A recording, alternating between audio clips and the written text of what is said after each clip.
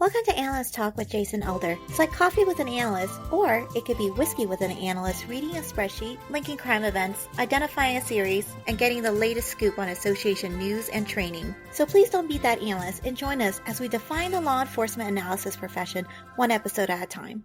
Thank you for joining me. I hope many aspects of your life are progressing. My name is Jason Elder, and today our guest has 10 years of law enforcement analysis experience. He is currently the training coordinator of the Crime Analysis Center program in the state of New York. He spent time as an analyst in Philadelphia PD, where he was the project coordinator of Gunstat.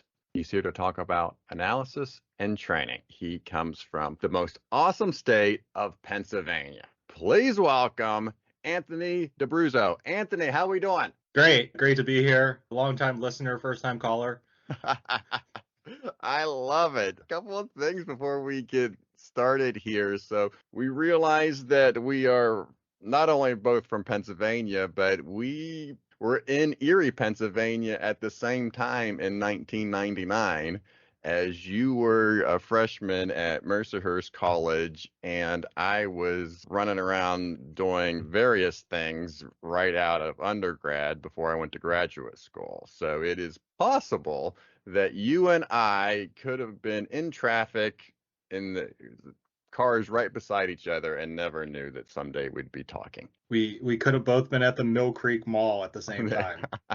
That's true. Yeah. That is very, very true. All right. And then I, of course, always try to get the guest name right, but you had mentioned that with your last name, there is some debate in the family how you pronounce your last name. So, yeah, I always say DeBruzzo. I believe I had asked this question of family a while ago. The other day, I called my cousin, and her voicemail says, leave a message for Martha DeBruzzo.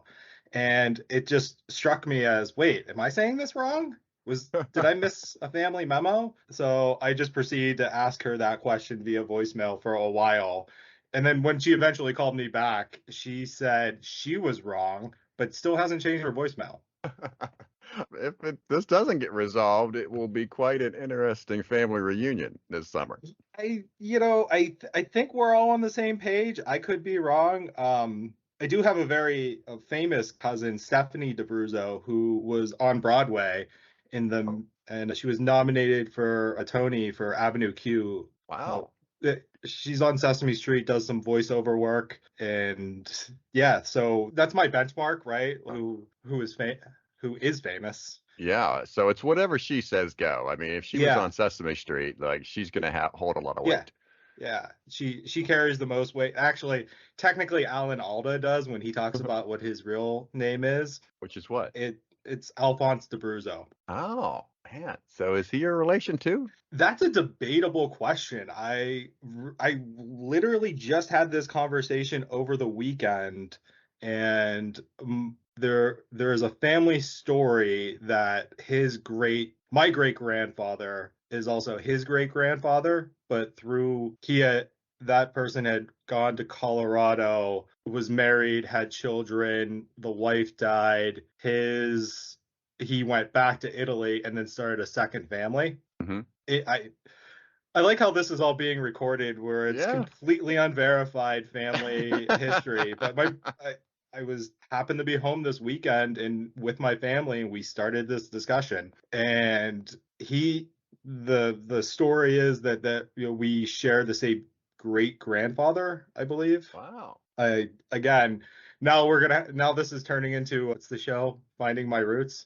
Yeah, no, I was just thinking, like a 23andMe or something's got to get involved in there to see where exactly the bloodline flows. Yeah, for me, it just really goes back to my dad being Italian and the family coming over in the 50s. Wow, yeah. Well, hey, you have two more famous people that you're related to or possibly related to than me. So kudos to you. It's just a function of family, right? Yeah. All right. So let's get into this then. We got a lot to talk about because I do want to get your take on training programs for law enforcement analysis. But first, as we always do, let's start with how you discovered the law enforcement analysis profession. I'm gonna have to say that I believe that this profession found me more than I found it, if that makes sense. Mhm. So I'm gonna go back and tell this very long-winded sort of life story here. Never knew what I wanted to be coming out of college, had really not a sense of profession, what I wanted to do with my life. I happened to know somebody who suggested that I become a security guard for the University of Pittsburgh Police Department, and that he was the chief then. I had met him while I was working security at some sporting events, right? And he said he had this job open. It was a great opportunity to, if I wanted to go back to grad school, do something else. I was like, you know what? That is a really good sort of opportunity, right? And I can spend some time figuring out what I wanted to do with my life. So I basically worked in a police department. The security guards there are uniformed officers. So I'd go to just without carrying a gun, right? So I would go to roll calls. I was, basically part of the police department. I just would sit in a building somewhere on campus.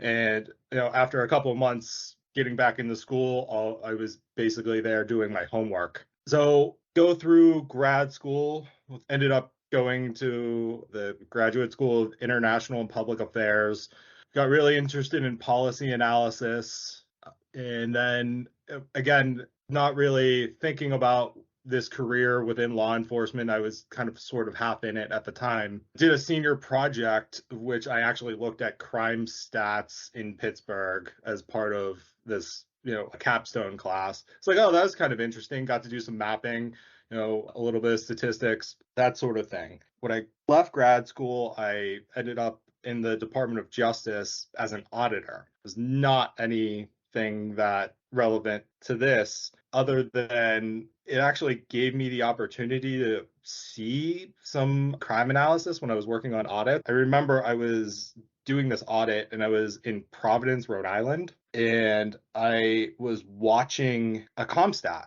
and watching people, put maps up and talking about what was going on. And I was just sitting there thinking, wow, that's actually really what I want to do with my life, rather than sit here and observe and kind of tell people if they may or may not have spent grant money correctly. Really kind of wasn't pursuing it per se. Later on, a friend of mine had sent me the job description and said, hey, you should apply to this, when the job with the Philadelphia Police Department came up. Went on the interview, had this great interview with the then Deputy Commissioner Nola Joyce. And I thought, wow, this actually seems really interesting. And she asked me the question like, oh, how would you work with law enforcement? And I just went back to like, oh yeah, I worked in a police department. I went to roll calls. I listened to the radio. I had experience working with cops. And it was like, oh, well, that's interesting that was actually relevant in a job interview. So about 6 months later, they called me and offered me that job, which is its own kind of, uniquely funny story of bureaucracy. And I jumped on it and started working in Philadelphia. Now, were they looking for you to support Comstat there at Philadelphia? So the job that I was hired for was directly from a smart policing grant that was mainly it was to support basically all crime analysis. I'm not sure they even entirely knew what the job was going to be. So the history of that was they had concluded the Philadelphia Foot Patrol experiment, right, with Temple and Jerry Ratcliffe. Mm-hmm. The next phase of that for them was this grant that was, we're going to test different policing models. So it was problem solving, foot patrols, and offender focus. And this was, they had designed this experiment, and in the grant, they wrote in to hire 2 crime analysts to essentially support the grant itself. And when I came in, they said, well, we're already halfway through this. we don't really need you for this particular thing. I also found out they had written in for 2 analysts, and I was the only one who was available 6 months later. It's always fun to be like, oh yeah, I was available. So that's how I got in this career. So what happened that it was 6 months later in terms of bureaucracy showing its head? I walked out of that job interview and thought to myself, wow, it was a really good job. I felt good about what happened. And I remember thinking to myself on the walk home, I made that mistake of not getting the person's contact information. Like I didn't get a card. Mhm. So I didn't follow up, right? And I in my mind, I'm thinking, oh, that's what I did wrong. Had no idea I was still being considered. There was a argument over the job title itself not with the police department, but between another group within the union and like the civil service side of Philadelphia government. They didn't want the police department to use that job title. What was the job title? It was research and information analyst. And they were trying to use a job title that already existed in civil service. It just became this argument, and it eventually was settled. But the central HR could not tell me that that was the case, right? There was no information that was coming from them to tell me like, oh, you're still being considered. I got a call one day. I happened to just like be out with friends, and it was one of those like 4 o'clock calls where I didn't answer it, and then this person left a voicemail saying, oh, if you're still interested in this job, it's available, call me back. It just seems so silly to fight over what you're going to call something. But I guess that's part of data governance. I guess what you call things and making sure everything has the same data definition, it matters. But it's just exemplified there. Especially this where I'm at now, I really understand a lot of, job titles, things that exist in bureaucracies for reasons. That one was interesting. It was the situation, and you know what? In the end, it all worked out. I was available to take it, and it led me on that career.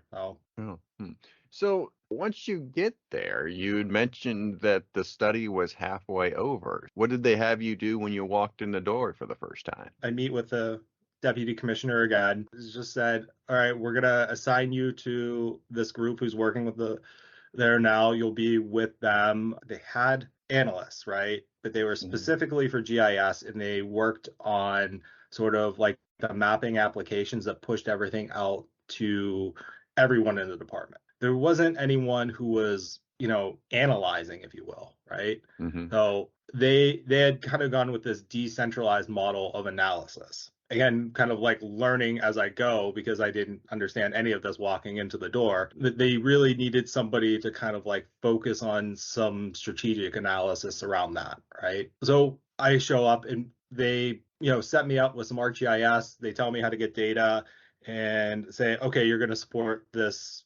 We're right in the middle of the problem solving part of this, so you can help support that. So I made up a couple maps, really trying to figure out exactly what I was supposed to do. And then the project ended, and then people were unsure of what to do with me at that time.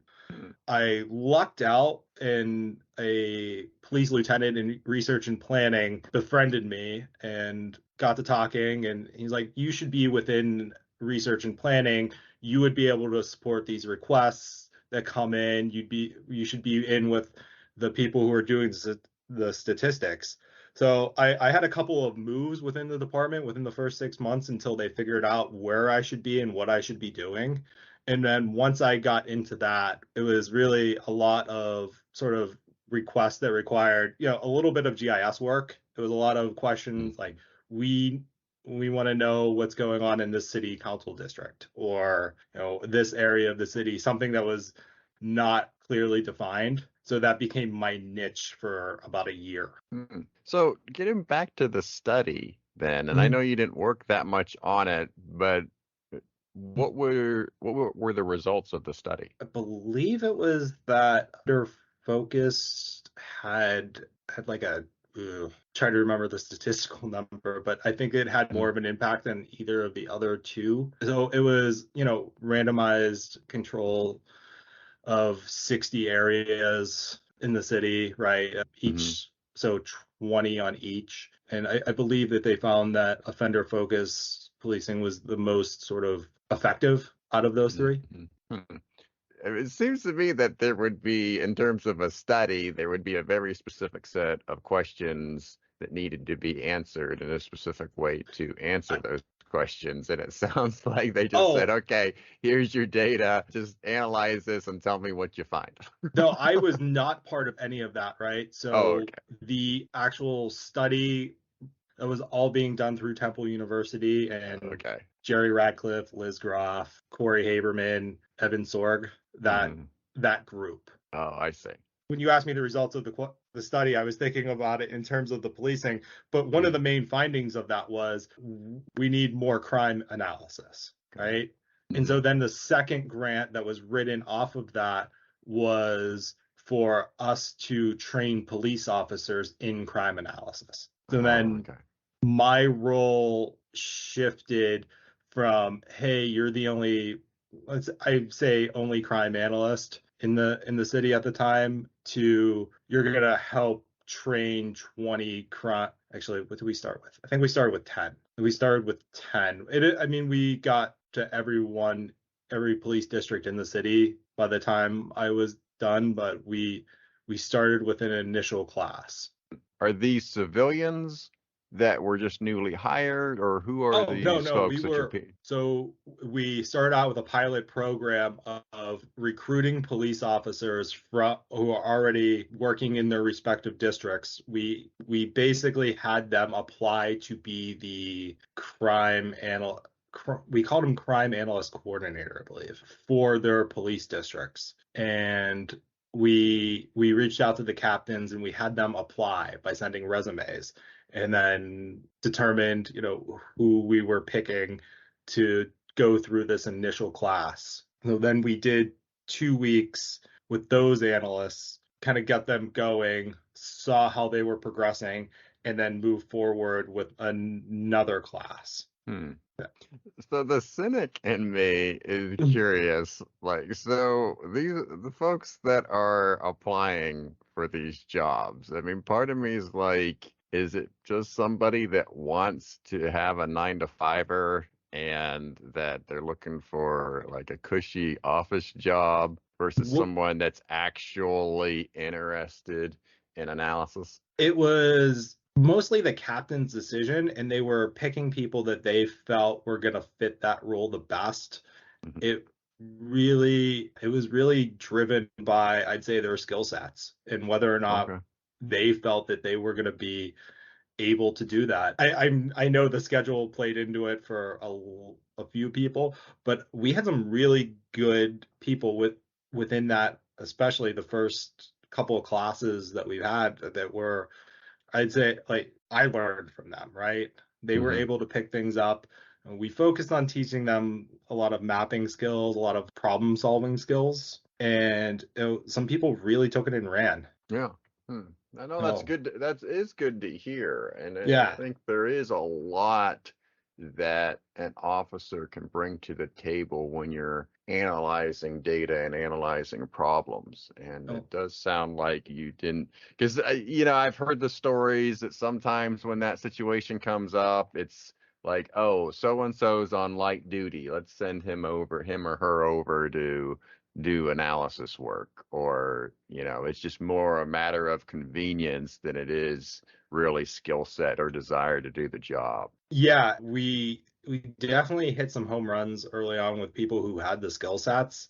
I think we had a couple. We did sort of build into the program of saying, we kind of reserved a right to, not get rid of people, but say, like, this isn't working out. It was sort of an opportunity for people. And we did have to make a couple of changes, not a lot. Just why that person was picked, they really didn't have the skill set, and it wasn't the working well. But for the most part, and we had some people who really developed an interest in it and wanted to learn and started putting together products that were really good. Yeah, so it It's kind of interesting because you mentioned the results of the first study Mhm. based on, from the police department's perspective, was offender-based focus. And then it sounds as though that with these new analysts being hired, that they're looking at I, mapping and problem solving. So is it still an offender-focused approach at this point? we didn't have the full results of the study when we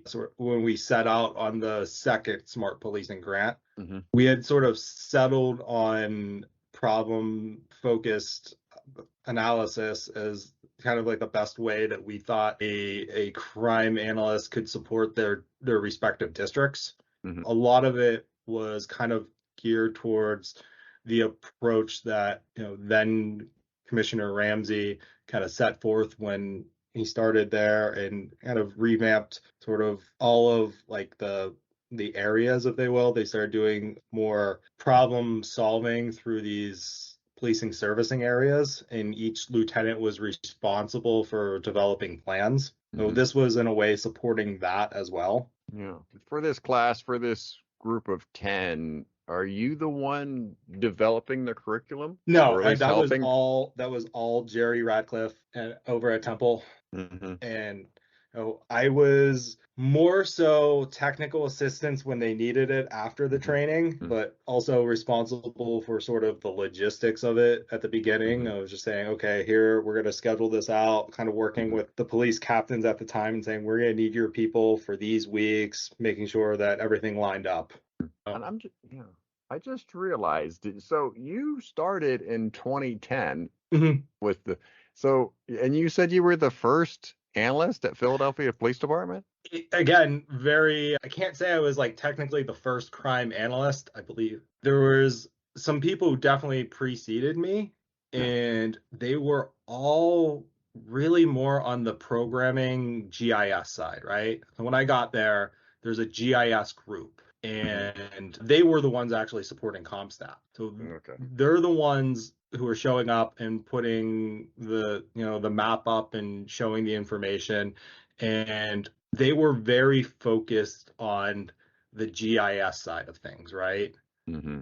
And there wasn't anyone sort of, I'd say, doing analysis, if you will, because they are incredibly talented people, and I can't Mm-hmm. stress enough kind of like what I learned from them, and they continue to support Philadelphia Police Department very well. But there wasn't anyone sort of, say, like taking a strategic view of what was going on in the city. They always were just doing sort of mapping requests Yeah. and Hmm. in developing sort of what was put out there. I came in at an interesting time where they had brought over somebody to really focus on developing a new mapping application for the police department, because at the time it was pretty outdated. It was work that was done, in the early 2000s that was good, but they needed to revamp it. So I came in at the same time as that person. So while I was learning sort of how to be a crime analyst, I was also watching how this whole server environment and mapping application was being built to support the entire department. Is this ESRI Map Info? Is it something different? What is it? Yeah, the Okay. police department was taking advantage of the city's enterprise license, Mm-hmm. and so all ESRI based application, but it took a while to build the server environment, right? We needed to Mm-hmm. bring together the data that existed, in the records management system there to put into the application. I mean, I would sit in meetings and watch it and say, I have no idea what you guys are even talking about, because it was all just building the server environment. Gotcha. Hmm. And it's interesting. It reminds me of what I observed when I was at Baltimore Police Department 2003 to 2005. You did have a group of officers who did Comstat Yeah. support. Back then, it was a lot of geocoding. It was a lot of getting the data to work, cleaning the data, getting the data right, putting it on the maps. but it was a machine in a way. You had Comstat on Thursday, and then Monday through Wednesday was data processing. Right. And then obviously you had Thursday Comstat, and then Friday was a little bit of, R&R, sharpening the sword, if you will, to what can we do to improve this process. But you could certainly look at that and make the argument that there's not much analysis going on there. Like Right. they'll be able to look at the data and understand what they're seeing, but it's not as if they're really looking for the data. It's, they might be trying to identify data problems, but not necessarily the analysis portion. So that is way different from the Comstat support that I just described, is way different from what you may typically see analysts do from the police departments. Right. In my time there, I got to see sort of how the Comstat evolved with a new mapping application. And I'd say the analysis was mainly done by Deputy Commissioner. I really have to shout out Deputy Commissioner Kevin Bethel, who I've just watching his passion for, like the data and digging into it. And once we got a mapping application that went to everyone in the department, he would prompt you working the map in the Comstat and say, we're going to see 30 days in this district, pull it up like that and focus in on here. And, he would be showing police captains their problems because he was the one who was looking at the data himself. So it was an interesting sort of time to be there, where this sort of information that got pushed out, some people really, embraced the data-driven approach, and that's one that I'll never forget. Just somebody or watching him sort of tell us, how to bring up the data, because he was there and doing it, right? He was constantly preparing himself for those Comstats and looking at data and pushing his captains to know the information. And he'd always say, this is available to everybody. I'm not the only one who can do this. So you have to know your data. All right, good. All right, well, I do want to move on to your analyst badge story. And for those that may be new to the show, the analyst badge story is the career-defining case or project that an analyst works. And for you, it's around 2013, and you are working on the Gunstat program there at the Philadelphia Police Department. Yeah, just to kind of give a little background, around 2012, 2013, the police department and the district attorney's office came together and decided that they were going to, utilize the Gunstat model, which had been in places like DC, I believe, and have regular monthly meetings to talk about, what was going on. The initial sort of onset of Gunstat was the deputy commissioner had come to us and said, okay, let's pick, like, we'll say 5 of the top areas of gun violence in the city. Didn't give a lot of parameters, just said gun violence, and as an analyst, all right, so what are we gonna do here? Are we just gonna look at just shootings? Are we gonna bring in the recovered guns, rated assault, things like that, where you kind of question exactly what data parameters you're going to do in the analysis. So I pulled together that data, came up with the areas. We decided to focus on 2 specific areas of the city. So then it turned into, okay, these are the areas we're focusing on. So we got to constantly pull the stats, and the police captains in those areas are going to put together sort of their information every month in cooperation with the district attorney's office of, the top offenders of the area, right? So we had been doing this. I kind of did the initial work. Another analyst took over sort of the stats and pulling together work for the first couple months of it, and then he left, and then I got back onto it by taking over all of those duties. So every month before the meeting, I'd send out templates and say, hey, I need this information. I'd pull the stats, all of that, right? So it had been going pretty well. There was, a lot of success out of that program. At least that's what was being touted as sort of one of the reasons why gun violence was down at the time.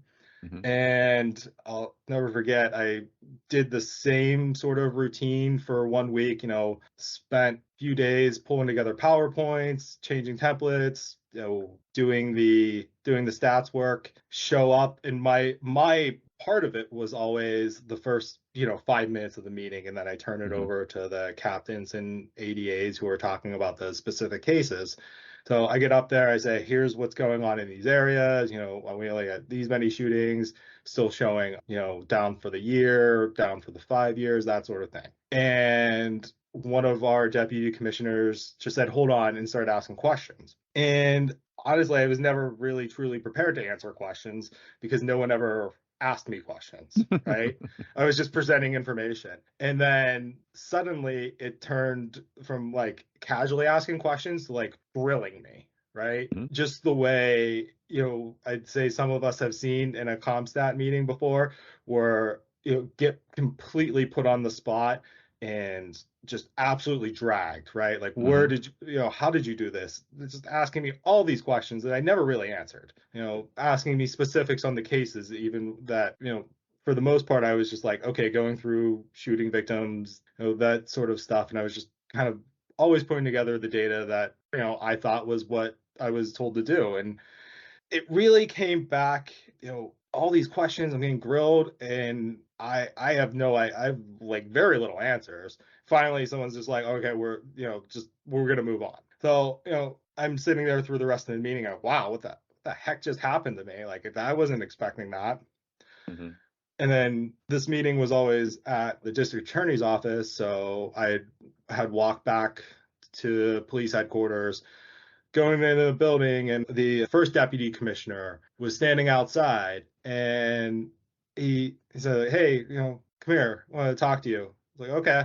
Like, it was a setup, right? So what do you mean? Well, we're a little bit, at odds at what the district attorney has been saying and how, successful that program has been, and we wanted to push back. So that was all staged. We knew exactly what we were doing going into that and wanted to make it a point to say, maybe the reason why we're having success this year isn't completely around Gunstat. And I said, okay, great. Can you just give me a heads up next time? Like, I just want to be prepared for it. Like, I Yeah. understand, but it was not what I was expecting. I mean, the conversation made me feel better, but it really kind of made me feel like one of the team after that. And he actually thanked me. He said, you're a company man, and we appreciate that. You toe the line, but that needed to be done, and it needed to be a show. I was like, oh, all right, well, I guess I did my part. Yeah, yeah. What way to throw you under the bus and make you the Yeah, scapegoat, yeah. right? That's Hmm. why I think about in thinking about a bad story. I was like, maybe I talk about the one where I was grilled like a new captain in a Comstat who didn't know what they were doing. Yeah. No, and Yeah. it's understandable if you're regularly presenting on this data Mm-hmm. that someone starts questioning you, you're not expecting it. I'm guessing that you probably got a little defensive. And I Oh think yeah. Oh yeah. that's natural because I'm like, where is this coming from? Yeah. Wasn't expecting this. And you're trying to explain it. And at first you're probably thinking, oh, maybe they don't understand. You don't anticipate that there's this agenda behind this. So you're just trying to explain things, and then it Yeah. turns into like a defensive measure. Like I can almost visualize the whole scenario in my head because I've seen it Yeah. time and time again. Oh yeah. And I think there's a lot of us who have seen it in the Comstat and like, oh, sure don't want to be that guy. It's very Hmm. rare that we get to be those people. Yeah, and I think too, for somebody that's never worked for a police department, you have to understand that there are factions Yeah. within the police department that Well, are jockeying for position and ideas and where to spend money, oh, and especially around the deputy chiefs. Like if you have a group of deputy chiefs, I guarantee you there's at least two of them that don't like each other. If you're reporting to deputy chief and you start working with somebody that's reporting to another deputy chief, that you really got to be careful if they don't like each other, like all what goes in there. It's just a lot of politics and it's just a can of worms. Yeah. Well, what was unique about this situation is that they were all on the same page. They were upset at the district attorney at the time. Yeah. So they were all unified. Yeah. And, they decided to, take it out on me, which was funny. But basically, it did kind of like turn into some questioning directly at him. And it was, one of those things where he gives some interviews, talked about how successful the program has been, and maybe made himself look good at the time. And that they were defensive about that. They're the ones. That's the thing about policing. When stats are good, the credit can go around, and then when it's bad, it comes back to the police department. Yeah. So what came out of that grilling? There's a little bit of a revamp, and then essentially they just stopped doing it. The program kind of fell apart fairly quickly after that. I mean, there's some aspects of it that were continued.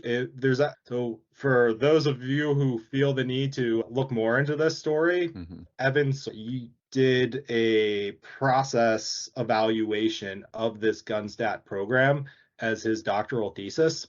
So it's a pretty, I think, interesting story.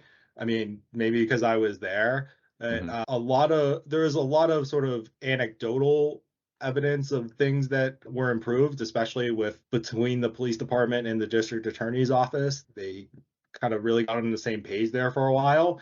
I doubt it's anywhere near what it was then right now, given some of the politics in Philly. And I don't want to speak too much on that, just, what I see on the news. And if you were a fan of the PBS show about the district attorney's office in Philadelphia, it's pretty fascinating. But there is sort of a document out there that explains what happened in that time frame. Evans showed that it wasn't exactly successful. Crime came down all around the city, not just in those particular areas. And then this gets back into why was crime down in the early part of the 2010s, right? Answers we still don't have questions for. Yeah. No, they don't know how crime went down in the 80s. They're still studying that. And so, I mean, there's still lots of debate on what truly impacts why crime goes down significantly.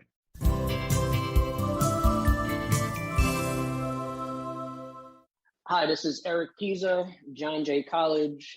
It's been the last rough couple of years, so let's just all be kind to each other. I've been on social media a lot lately, and you're not being kind, so let's all just be kind to each other. Hello, this is Brian Gray, and my advice for Analysts is don't settle for mediocrity. If you want to be happy in this career, long term, you can't be a minimalist. Just don't do what you're asked for. Do what you know is right. And don't ever substitute quantity for quality. And if you haven't found a way to put design to work for you, you're not doing your best work. All right. Well, you eventually make it to where you are now, which is the State of New York Division of Criminal Justice Services there in Albany, New York. You're the training coordinator, crime analysis center program. So let's just go ahead and take a few minutes here to talk about what Deborah Piehl has meant to me in my career. I had left Philly and took a job with the city of Pittsburgh. I basically left the field.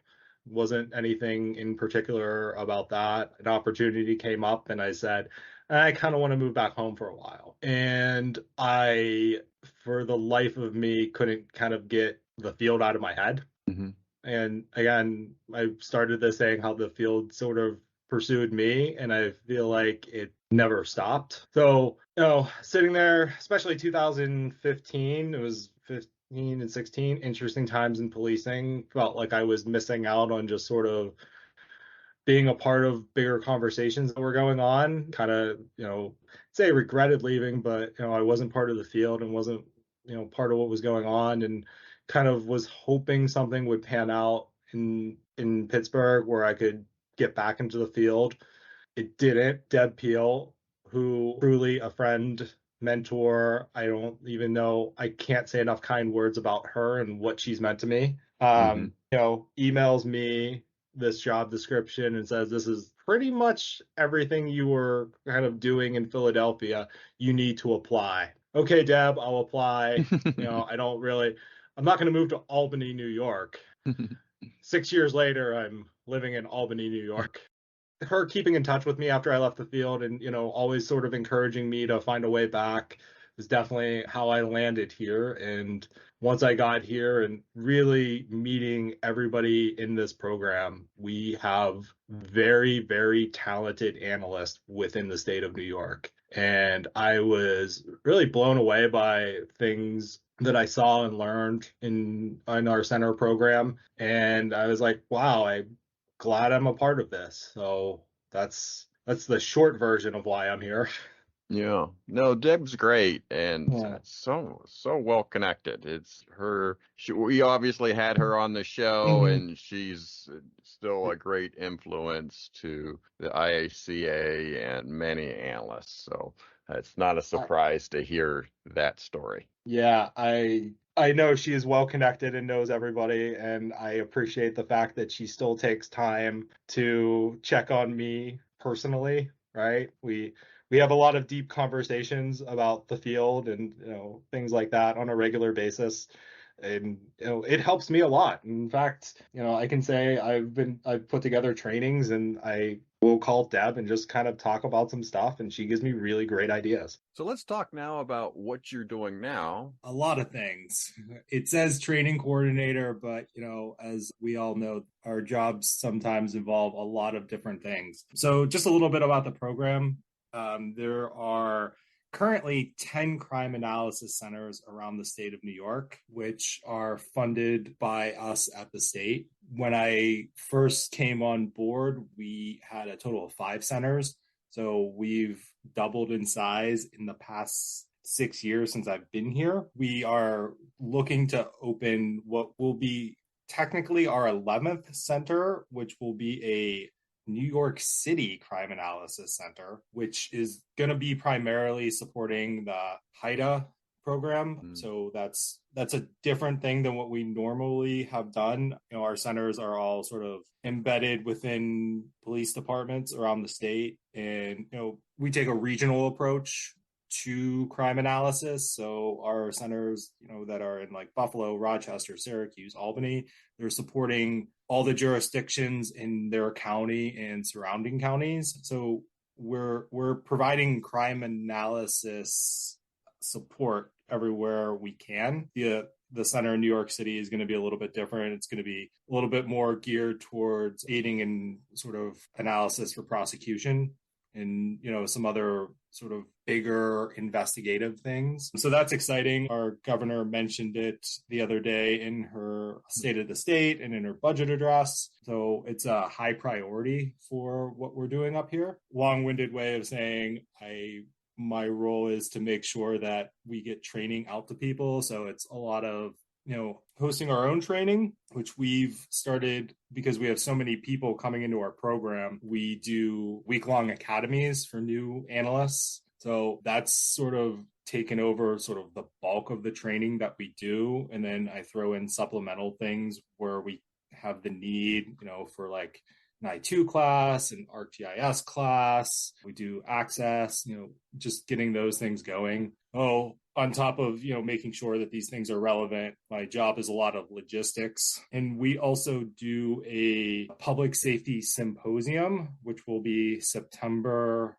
26th to the 28th. In fact, I literally just sent out our call for presentations for that. So if anybody's interested and wants to come to Albany in September, you're welcome to put in a submission, and we're going to have an analyst track for that. It's very, we say public safety symposium. It's very sort of inclusive of everybody. So it's police leadership, anyone sort of in the law enforcement field, prosecutors, the whole spectrum of public safety. And we've kind of grown that event. Well, we started growing in 2019 and then took a break. And, it got a pretty big last year. I think we had 800 people register. Our keynote speaker was the NYPD chief, as well as our governor, and a lot of good presentations there, a lot of good things, and we're building that up as well. Sorry. That sounds like quite a event, and the only thing I'll add is Albany in September sounds way better than Albany in February. Oh yeah, no, it's like the perfect time to get people up here. My coworker and I kind of like came together. We were doing our own analyst thing when I started, and we have our gun-involved violence elimination program, and they were doing a symposium as well. And we looked at this and said, this is dumb to do two different things, because like we need to be all inclusive, right? And especially my argument is, crime analysts are part of the law enforcement public safety community. And when we do our separate events, which are great, like I'm not disparaging separate events. I just like the idea that if we're doing things kind of like these events sort of separately, and we're kind of all in the same office, it makes sense if we collaborate and use this as like a platform to bring everyone together and have these sort of big inclusive, events, right? Like this is something where crime analysts can be in the same room as their chiefs, their higher ups, and they can go to the same sessions and they can have conversations. And what we found after doing this a few times is that there was a lot of innovation that was sparked from that. So that was a really long way of saying that when we came together and did this, fall seemed like the best time to bring everyone up here. It's beautiful. How many folks do you expect? We got our registration up to 800 last year. Nice. We set the over under at 1,000 this year. Looking for keynote speakers right now and trying to find a name that's going to draw. So that's kind of where I think is going to be dependent on the number of people we bring in. But I think we're like this is an event that has caught some attention from people, and I think we're going to have a really good program this year. I've gotten outreach so far about some analysts who want to do some presentations, and I think it'll probably exceed 1,000 in terms of that. And we have a space that we have to use here because we're the state government, and we have a convention center that the state owns here. And so it's a big event space. It's where the governor had her inauguration. There's always sort of big events there. So we have the space to grow it pretty big. So we're hoping that this continues to grow and sort of keep bringing together not only people from New York, but from all over to come in and, really be innovative. I think that's what has been really good about it. I saw a lot of things that have come out of it, and they're all just because people have saw some presentations, had some good ideas, and took things away from it. No, that's good. I think it is interesting, how some of these events are marketed, because a lot of times it just seems like it's the announcement of the date, location, and what the event is. And every once in a while, you'll see an association where they'll say what the keynote speaker is for an event. But other than that, I don't see too much where you have a lineup of people that you're marketing and trying to draw people in. So yeah, I think that if that's your strategy, I'm really curious of how that's going to play out for you in the next couple months. I mean, it won't be till much later, but I think last year we were able to sort of say towards the end, our keynote speaker was Commissioner Sewell from NYPD. We didn't advertise the governor because we were told literally the day before that she was going to actually show up. God, we had the Buffalo commissioner, Joe Gramaglia, come and, talk about how much he is taken away from being able to come to this event every year. He's our prime example of someone came to our first event, had sort of saw something on the idea of, I know they call them the notifications that they can't exactly explain their mini notification system, but it all came together out of one year, and then the next year they presented on what they like took back and started implementing there. Right. And then so we had him sort of kick the thing off to talk about that and some of the challenges they faced with Buffalo this year. So we'll put in the show notes the link to your event, and so if people want more information. So, all right, Anthony. Follow me on LinkedIn and Twitter as well. There you go. What's your Twitter? Oh, it's at Tony DeBruzzo. There you go. What else are you getting into these days? Yeah, it's a lot of things, with New York State. But in addition to that, I'm also been consulting with CNA and really excited about being a subject matter expert for the Crime Analyst in Residence program. So what BJA is doing is putting crime analysts into different areas that are lacking, right? So they're finding really small departments and taking a regional approach, which is really good, of, finding a couple of departments that don't have analysts or are maybe only have limited amount of people working on crime analysis. And we're sending in an analyst to sort of, establish more of like a, crime analysis workflow for these smaller departments. So it's been sort of good in terms of I've been able to provide sort of my expertise in the ideas of training and looking at some of the products and adding what knowledge I can to that and helping those people who are going to be the embedded analysts. And some people are doing really great work on that program. And I think once kind of that gets out a little bit more and people see some of the results, I think it's a really promising, good way of, helping agencies and really promoting this field, kind of getting to places that don't have the resources that maybe have full-time analysts. And then also, I think it's good when people take this regional approach. Crime doesn't have boundaries and jurisdictions. These areas tend to have the same people doing the same things and, in quite a big area, right? So it's honestly been fascinating for me working at a state level. This is, going back to what I've seen here, where like we constantly have, issues that are going back and forth between our cities that you would think wouldn't have that much of a connection, but they do.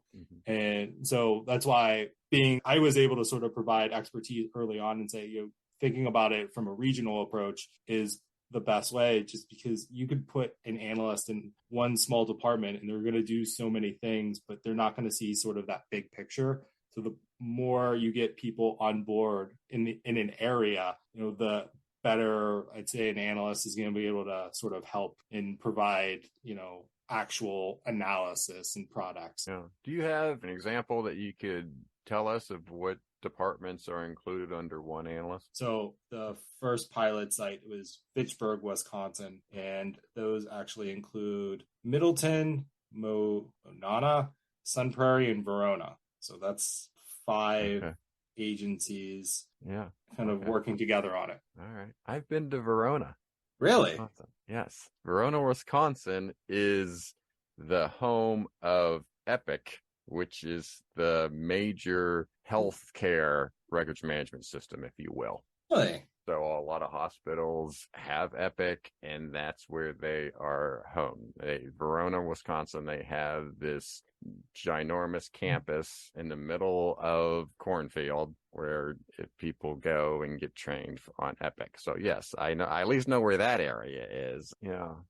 Is there a criteria in terms of how far away these departments have to be, or how they're selected? The criteria is, I know it's up to BJA, and it's been sort of identifying the places that have the most need. And I don't know exactly the criteria. I'm not on that part of it, but I know that they've been sort of trying to identify the places that have the most need as it's getting off the ground and trying to get people there first. Is BJA also supplying any tools for these jurisdictions? Because I just imagine in my head, from your point of view, you might have 3 or 4 jurisdictions. They may have all or no records management system, Mhm. and somehow an analyst is supposed to come in and Yeah, merge all these things together. we're just sort of we are making those recommendations over what they need and doing that sort of like initial assessment early on. What I really hope comes out of this program is just a long-term view. Because what I always worry about, especially with some of these federal programs, is they give you just a couple of years and it's like a grant, and then they'll pull it from under you, and then you're like, okay, if you want to keep these analysts, you have to pay for them. Yeah. Right. Yeah. And that's the struggle. But that's the struggle with these smaller departments, that they just can't do it. What's funny is I think you just accidentally brought us full circle back around. That's how I originally started, as somebody who was grant funded, and then the department had to take over my position, and that is a challenge. You're right, and I think they really are thinking about that and trying to provide as much sort of, not just sort of the help that they can do with an embedded analyst, but really give everyone sort of the tools and resources to continue it going. Right. So the embedded analyst is just staying there for only a short time, and they're going to set up as much as they can to sort of help these departments. And then if they need an actual analyst, or if they can get by on sort of working with what they have, like, it's just a matter of sort of giving them guidance and tools, sort of essentially giving them the pathway to do it. I want to take some time now to just talk about training and law enforcement analysis. There's a lot out there. Number one, there's a lot of options, which is good. It's good to have options. And I guess from my point of view, as I look back, it got to the point where let me back up a couple of steps. I became a law enforcement analyst exactly 2 weeks before 9/11. Wow. Right. So after 9/11, obviously there were a ton of opportunities developed for training for analysts, and because that was one of the identified deficiencies of prior to 9/11. And so I got to the point, though, I was an analyst for, it's probably going on about 7 years now, about 2008, before I started at Cincinnati Police Department, that I was working for the Washington-Baltimore HIDA and just was exposed to a ton of training. And I mean, if you looked at my resume, I had thousands of hours of training, and I was working for ILEA's Fiat program, and I had, I don't know if it got quite, I don't think it got quite up to 1,000 hours of teaching, but it obviously was a lot. But while that sounds impressive, having all that training, what that actually means, I just got awareness. It wasn't necessarily that I was able to come back and say, okay, now we can do X, Y, and Z. Yeah. Sometimes you learn one thing or two out of a training, right? That's incredibly valuable to, say, your everyday work, right? We had done I2 training last year before, and one of our really experienced analysts hopped on it, and she's like, oh, wow, they just showed me something on the import function that I didn't know existed, and that like dramatically changes how I do things. So every once in a while you do get that, like, okay, I did learn how to sort of thing, but it's not, there's no handbook and directions on how to be an analyst, right? You're not learning like step by step how to do things. You're just sort of getting a awareness of, how things can be done. And, sometimes it's a little bit of like, okay, these are ways to do things, but, you develop your own sort of system. Yeah. And I think it's unfortunate. It is difficult to come back home and implement what you learned. It's difficult. There have been times where I came back from a training, especially when I come back from a conference, a week-long conference, and I've heard all these ideas, and there's all this talk about improvement, and you get back to the office Monday morning, and you're like, how do I even possibly go forward in changing stuff based on what I learned last week? Yeah, I just think back to this example a few months ago.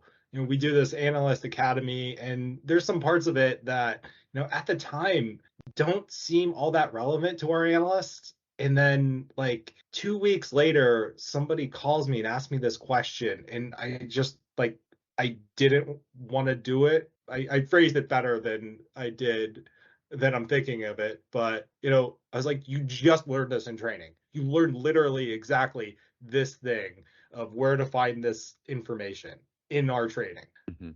And everybody said like, oh, that was kind of boring and I didn't really learn anything. And it was like, that's the point of this, right? We're covering the things that are, might not be super relevant, but it's the making you aware of where to find things. Mhm. Oh, yeah, I always go back to the fact that there is no one way to do this job, right? Yeah. I really truly stress the idea that an analyst gets asked to do a lot of things. And, it's sometimes out of your comfort zone, and it's probably a good thing sometimes. I say sometimes, not everything, where you get asked to do something that's out of your comfort zone. And you can't just go to the handbook and say, oh, this is how you do that, right? And it's important to be able to challenge yourself in those situations of like, okay, now I got to learn this. Yeah. So then, in terms of analysts, Mhm. say we got a new analyst, first year analyst, and he or she has opportunity to take training. Yeah. And so there's the path of being well-rounded, Mhm. right? That you just Yeah. take a series of courses. Maybe you look to get certified as a certified analyst, and so you're exposed to all these different topics in the law enforcement analysis field, and you work your way up to then be a certified analyst. Mhm. But then there's another path that maybe this analyst could take, which is he or she does some research and identifies where the biggest need is. Right. And so they focus on learning that. Maybe they just take a bunch of courses on traffic, and because Yeah. traffic's going to be important, or they learn about weapons, as you were part of it. But it's more of a tailored series of training based on what they're seeing a specific need is, as opposed to being well-rounded. Right. And so I guess I want to pick your brain again. I mean, obviously, there's pluses and minuses to both paths. Yeah. But what does your experience tell you? So I do this sort of part of our Crime Analyst Academy where I give my advice, right? Mm-hmm. Where I just kind of set the stage and say, this is what we're going to talk about this week. Let's just talk about the program. I get into the history a little bit, sort of, what we're doing, what our mission is, why we're doing this. And I try to talk about how to be a crime analyst, to which there's a variety of ways to be one, right? And this kind of question of, do you really specialize in a certain area, or be well-rounded and versatile and able to do anything you're asked for? One, to me, it always comes back to like, what is the need, right? Who is, and then say your audience, but what's required, not only if you're working in a center, but if you're an analyst in any police department, there's that, what is required of you, what are people asking for, and that usually points you in a direction. But my overall advice to everybody is, you got to find that passion, right? The one thing that you are passionate about within this job, or else you do kind of get, I'd say, a little bit lost in the shuffle of being able to do the jack of all trades stuff, right? For me, I really love the mapping aspect of it. I spent more time doing GIS work because I liked it. It wasn't particularly sometimes the thing that was always asked of me, but that having that one thing, and I always kind of end my session on this at our academy with the picture of Curly from City Slickers saying life is about that one thing. And then like no one gets this reference at this point, right? You're showing your age there. Oh yeah, no, I do all the time, getting funnier. But life is about that one thing. And for me, crime analysis, being an analyst, comes down to that one thing that that you enjoy out of this job. So I do think people need to be well-rounded, and I think they have to be aware of sort of everything that's going on. But there's really nothing that says you can't be really focused on a particular aspect of it, because I'm not sure there's very many other fields that require such a variety of skill sets. Using an example, this happened to me in Philadelphia once, and I know it's starting happening more and more to our analysts out there now. Somebody said, "Hey, can you just edit this video down to like this clip so that we could put?" I was like, "I'm sorry, do I understand? Like, I don't think I have that software. You're telling me you want me to like edit a video clip down?" You get asked to do these different things, right? And that's one, like video editing. How is that part of somebody's job who is doing stats work? And the analyst is that default. If somebody doesn't know how to do something, let's ask them. They'll figure it out. Yeah. So I think it's important to have sort of a well-rounded grasp of the things that are going on, but I really think it's important to focus on one particular area. Yeah, and I'm on a little bit of a soapbox. And if you're a regular listener to this show, you're like, "Oh, Jason, you're going to talk about this again." But I do fear that in many situations that analysts are data analysts, right, and not analysts of crime or analysts of intelligence. That they're there as the gatekeeper of the data, because they know how to use the tool, and that they're not necessarily subject matter experts of a particular crime or gang or but they get assigned to a project, and their job is to furnish data to that project. And so it gets to the point where it's more of a clerical position, right? Not that they're not doing any analysis, but I think what's being asked of them, what they're seen as, you mentioned what they're asked to do. Well, this analyst has helped me before with, developing a poster or for a banquet, or has done Photoshop or does whatever it is, so they can learn a tool very quickly and get to where we need to go.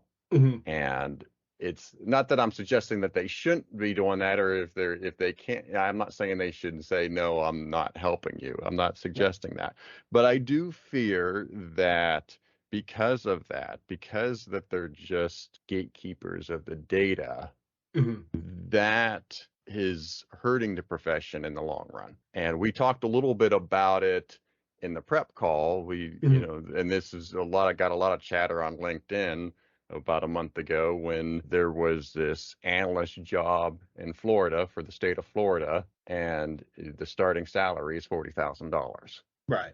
And a lot of people were chiming in on how could they even consider paying an analyst $40,000. But in a way, and I don't know this, I am living in Florida, but I don't have any inside information. If they're being asked to do more of a clerical task, then an argument could be made. We could pay that person $40,000, and they will take that job, and we will get out of them what we need of them. Right. I have a lot of things to say. Yeah, go ahead. I talked a long time. Sorry, I got monologuing there. I appreciate your soapbox. Oh, yeah, we did talk about this, and I think I view things a little bit differently now with this experience in New York. I see how the value of our centers works in terms of having a group of people, not just one person, but a group of people that you can go to, right? Instead of someone coming to you and saying, "Hey, can you do this?" That's really sort of outside of your scope. We have a lot of people in one place, and that sort of centralized center approach really kind of helps you find people who are able and willing to do that. So that's one thing. I think I've learned I like the centralized model of crime analysis a little bit more. I know that will always be a debate within sort of our field, right? Like what works better. And I do think it's good in a sense that we're that sort of default, like, okay, you can learn this new tool, you can do this, and people come to you. We got to get to a point with this field where that's respected and people are compensated fully for that, right? This is a conversation I had recently, and I wish I could attribute it directly to that person, but it was a long week of conversations But they made this point to me that, with police officers, there's this we can always fill these positions approach. That's why we're going to start you at low salary and people retire, and it's just going to be a constant cycle no matter what we do. And with crime analysis, I think we put it out there a long time ago that these are entry level jobs, and they're going to be more for the younger group of people coming out of school, right? And there's always going to be a new class, right? And this field needs to be better valued by decision makers. It really does. There's a lot of analysts right now who are just not compensated for the work they do. And just kind of going back to what you said, like some analysts are viewed as like just the data keepers and things like that. Stealing Jerry Radcliffe's line from when we first started doing this in 2012 or 11 in teaching officers to be analysts, he used the phrase local crime expert, right? Analysts should always kind of know what's going on, right? And I think that's an important role for analysts to, you're asked to do a lot of things, but you should also really have a sense of what's going on within your jurisdiction, area, city, sort of thing. You should be able to sort of understand the patterns and, know the hot spots in those areas. And that should be valued more, right? Hate to pontificate about, local government officials and, the work that they do, but they always rely on us for information. And, it's people who ask these questions never truly value the work that goes into the answers. And, I don't know if there's ever a real solution to that problem, but I think the more our field is valued and the more people from our field talk about the work that we do and how important it is, I hope in the long run that there's bigger changes. And I would just follow that up with being a student of your jurisdiction or crime or of intelligence. You have to have data sources beyond the police department data. Like Right. your two sources, you can't just have two sources of data, the database and then what the officer is bringing to you. Like I'm, obviously I don't think I did a good job of this when I was an analyst, of reading up articles, having an understanding of what just goes on every night, stuff that a patrol officer is obviously going to see as they're doing beats, like knowing all that information of what's going on and getting various sources of information to have a general understanding. And then being the subject matter expert to know, okay, being able to come up with conclusions and suggestions based on a whole array of data, not just the database. Because I think that's where the profession gets caught. I think you're right. I think they could come in and say, you know what, I can replace somebody that's just going to be a gatekeeper of the data.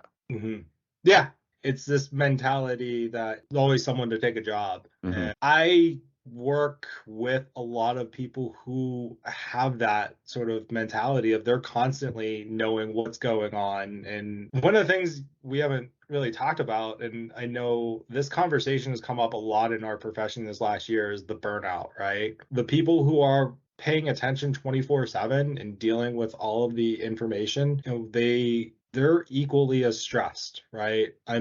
We've had this sort of in our circles about what can we do about these analysts who are really like dialed in and know what's going on, and like getting them to take breaks and not get burned out so much.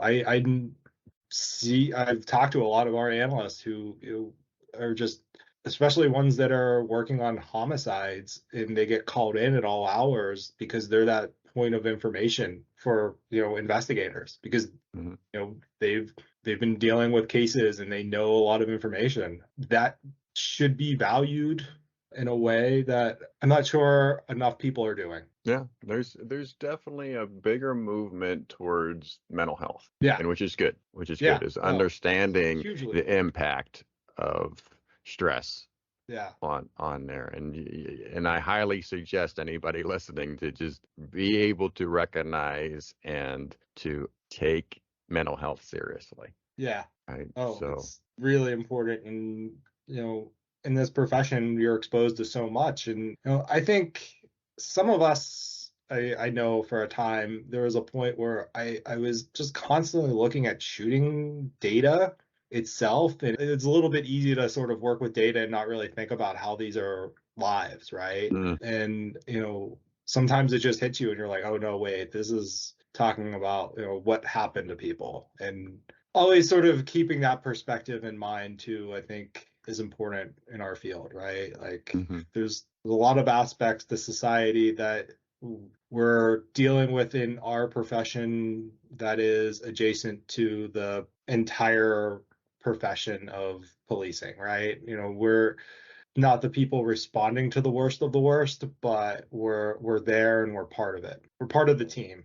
All right, well, let's finish up with personal interest then, because you are a marathon runner like me, but you have ran way more than I have. I use marathon runner in quotation marks when I say it. I've run 12 marathons, some of which I did in costume. We did a couple of them for charity a few years ago. The question I get asked the most is, was it hot running in a full movie quality Chewbacca costume?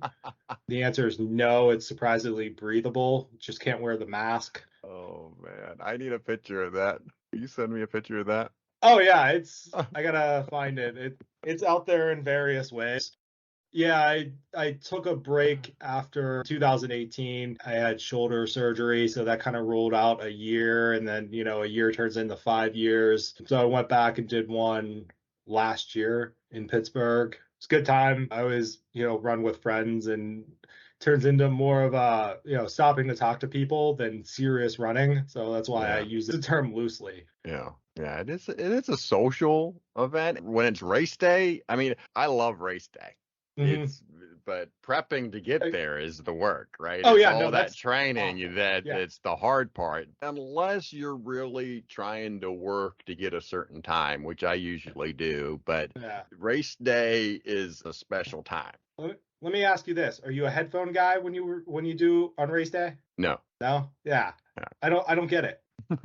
I'm like it's always, training is always you by yourself, headphones on. I listen to podcasts. Most people listen to music, and it's kind of lonely and it's grueling, right? Race day should be absolutely fun. You should just be kind of socializing, and I like to talk to people as I go, and you end up being around the same people a lot, so it's like kind of nice to have conversations. Yeah. I'm not winning the thing, right? Like, might as well have fun with it. That's true. No, I never listen to music when I run. To me, it's running. Not only am I getting obviously the exercise from running, but Right. to me, it's part of my mental health, right? Yeah, Because yeah. I will just escape mentally, right? Yeah. I'm not there mentally when I'm running. If I'm having a good run, I'm not even thinking about the steps that I'm taking or breathing. I am lost in a daydream. Right. That's a really good way to be. I find way too often that I'm out for a run and I have an idea about work. Like, oh, I don't have a piece of paper to write this down. I jokingly said to my boss, I'm like, it's not far off from working sometimes, because mentally I'm working through some sort of issue or thinking about something if I'm not zoned out, Yeah, yeah. Do you have a favorite venue that you ran of your 12? So I usually the majority of mine have been in Pittsburgh. Mm-hmm. I've run that 8 times, trying to do the math in my head. I did Philly twice and a Marine Corps once. Okay. To me, it's like I don't even want to run a different course other than Pittsburgh. I enjoy it. I end up running into like a lot of people I know, so that's always fun. Mm-hmm. It's really well supported along the way. Like, a ton of people come out, and Yeah. People tailgate in front of their house as you Yeah. run past them, and Yeah. they're like they're cheering you on, and they have no idea even who you are, yelling your Right. number. It's when you're coming across that finish line, they announce your name like Yeah. 50 yards before the finish line, and people are all cheering for you and have no idea who you are. And for somebody that's never been in that sporting arena where they weren't the starting person for a sporting arena, like that is a feeling that you get when you run these races. Yeah. Oh, and like Philadelphia, the first half is great because you're running through like the neighborhoods and Hmm. Center City, and tons of people are out. It's just then it includes an out and back through the park that doesn't have any people. Yeah. It just you hit that stretch. It's just like there's really not many people out there, and it just gets boring. And for me, it was like the whole back half was like my training run. I'm like, Hmm. I see this all the time. Yeah. Marine Corps I thought was fairly well supported. There's like kind of gaps in there because you're like kind of on some highways between things, and it just wasn't that great. Yeah. Hmm. And well, I would imagine Pittsburgh's got to be pretty hilly. Oh yeah, no, there's actually a section of it that's one of the steepest inclines in all of marathons. And they actually have people now, they started a few years ago, 2018 maybe, where they have like people who run with you up that hill, right? So it's around the halfway point when you're doing the full. Actually, it's about mile 11. They're basically like Sherpas, right? They'll start with you at the bottom and run with you to get you through that part just to encourage you. Yeah. So are you running Pittsburgh this year? My official status right now on the record is that I'm currently retired. Okay. Yeah. Last year was it was just difficult to train in upstate New York for a May marathon. Mm-hmm. Oh yeah. No. Yeah. So for those listening, minimum it's a 12-week training. Yeah. Right. Minimum usually. I mean, unless you're running regular long distances, it's 12 weeks. Yeah. So if you're in upstate New York for May, 12 weeks, you're running in February. Yeah. And it was tough. I didn't get as many training. Actually, every time I did a long training run last year, it's pouring rain. Just pouring rain. And the race itself was kind of good. It was, it wasn't difficult, got through it it was 5 hours, which I would have liked to have been better prepared than I was. And like I said, it was just like, I don't know if I can really train. That's why the ones that are up here are usually in October. It gives you the summer. Yeah. So, yeah. But summer can be brutal too. Yeah. Yeah, you get the heat of summer, it can be brutal. So on this opposite end of it being freezing. I'm a hot weather runner. Like I'm in just the absolute worst environment for me as a runner. Like I love going out there when it's like 80, 90. Yeah. Yeah, that's not the weather up here. Definitely not. Yeah. You're in Florida, it's a little bit different, but yeah. All right. Well, very good. All right. Well, our last segment of the show is Words to the World. And this is where I give the guest the last word. Anthony, you can promote any idea that you wish. What are your words to the world? Oh, wow. I cannot stress enough. We talked about it a bunch in here. Just be patient and in your job, right? Like just things take time. As a trainer, I say that you're not going to learn overnight so it's just stress patience in this world. Very good. Well, I leave every guest with you've given me just enough to talk bad about you later. People are welcome to talk bad about me. Believe me, they do. When you're responsible for giving training to everybody, like no one's ever happy with you. But I do appreciate you being on the show, Anthony. Thank you so much. Yeah, no, this was a pleasure. It was a good conversation.